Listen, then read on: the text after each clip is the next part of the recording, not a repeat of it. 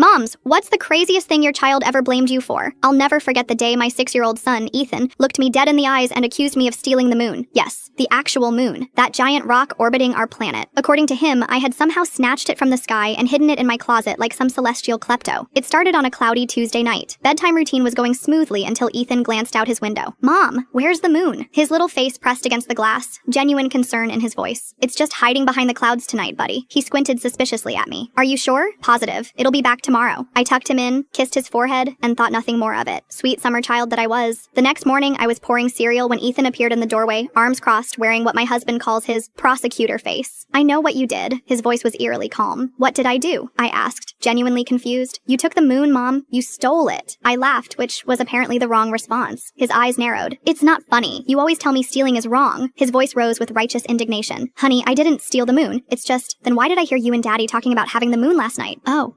My husband and I had been discussing our budget. Specifically, he'd asked if we had enough money for the monthly mortgage payment, if we had the moon covered. Sweetie, that's just a grown-up expression. The moon is still in space. Then why isn't it in the sky? Because sometimes clouds... Ms. Abernathy says lying is worse than stealing. He cut me off with a devastating trump card of invoking his kindergarten teacher. For the next 3 days, my son conducted a full investigation. He drew diagrams. He interviewed his stuffed animals as witnesses. He refused to let me near his closet in case I was hiding moon evidence. When his dad tried to intervene, Ethan just shook his head sadly. Mom has fooled you too. On day 4, I received a handwritten summons to appear in Moon Court in the living room at 4 p.m. sharp. I arrived to find my husband appointed as judge, wearing a makeshift robe, my black cardigan. Ethan had arranged all his action figures as the jury. The court called Mom to the stand, Ethan announced gravely. I took my seat on the ottoman. Do you swear to tell the truth about the moon? He asked. I do, I replied, fighting a smile. Where were you on Tuesday night? Here at home, with you and Dad. He paced dramatically. And is it true you have a secret closet? It's not secret, it's just my closet. The jury will decide what's secret, he shouted, startling even himself with his volume. Just then, a miracle occurred. The clouds outside parted, and moonlight streamed through our living room window. Ethan gasped, running to the glass. The moon! It escaped! He turned to me, eyes wide with wonder rather than accusation. Mom, the moon got away from you! Rather than correct him, I knelt beside him. Wow, look at that. It must have really wanted to be back in the sky. He nodded solemnly. You should have just asked to borrow it. You're right. Next time I'll ask first. He patted my shoulder consolingly. It's okay, Mom. I forgive you. That night at dinner, he announced to his father, Mom stole the moon, but I solved the crime, and now it's back. I'm basically a superhero. My husband raised an eyebrow at me across the table. I just shrugged. You have to pick your battles. And sometimes, those battles involve being tried in Moon Court by a 6-year-old with a plastic gavel and an unwavering belief that his mother is capable of lunar larceny. The charges were eventually dropped, but Ethan still checks the sky some nights, just to make sure I haven't gone back to my criminal ways.